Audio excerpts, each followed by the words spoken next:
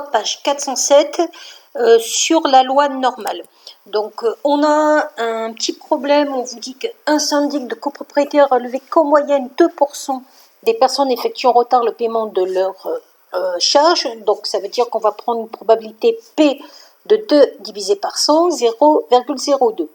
On prend X, la variable aléatoire qui donne le nombre de retards pour l'ensemble des 2500 logements.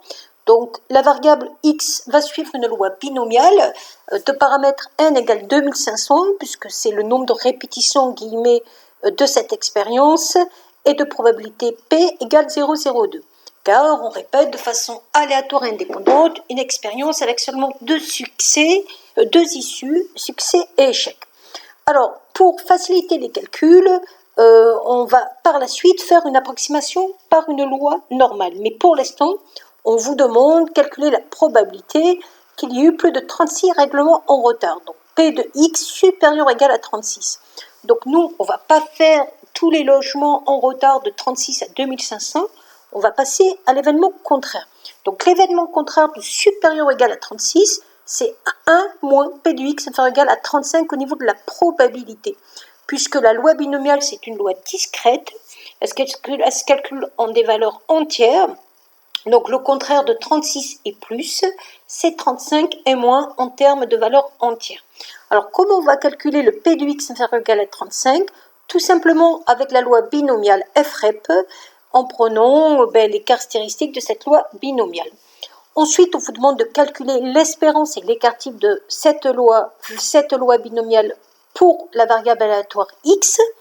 Donc, on va prendre la formule de la loi binomiale qui consiste à dire que l'espérance est égale à 1 fois P, c'est-à-dire 2500 fois 0,02, 50, et l'écart type va être égal à racine de 1 fois P fois 1 moins P, ce que j'ai écrit ici. Donc 1 c'était 2500, P c'était 0,02, 1 moins P 0,98. Donc on a un écart type de 7. Alors on peut savoir que suivant certaines conditions, on peut faire une approximation de la loi binomiale par une loi normale, parce que quand on représente le diagramme abondant de la loi binomiale, elle va être à peu près, ce diagramme va être à peu près équivalent à une courbe en cloche, avec donc des conditions. Les conditions, c'est que 1 doit être supérieur ou égal à 30, l'espérance NP supérieure ou égale à 5, et l'espérance de l'événement contraire 1 fois 1 moins P aussi supérieure ou égale à 5. Donc, à partir de ça, on peut faire une approximation par une loi normale, de moyenne 50, qui est l'espérance de la loi binomiale, et d'écart type 7, qui est l'écart type de la loi binomiale. Et ensuite, on vous demande, je prends une loi centrée réduite Z qui est égale à X moins mu sur sigma.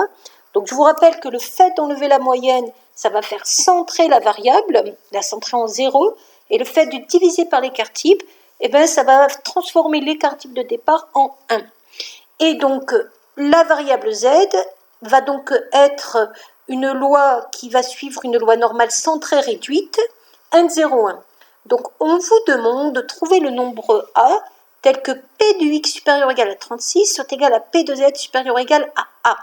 Donc, je vais repartir de cette probabilité et je vais arriver à la variable Z. Pour faire ça, j'enlève la moyenne de chaque côté, donc moins 50 de chaque côté, et je divise par l'écart type de chaque côté.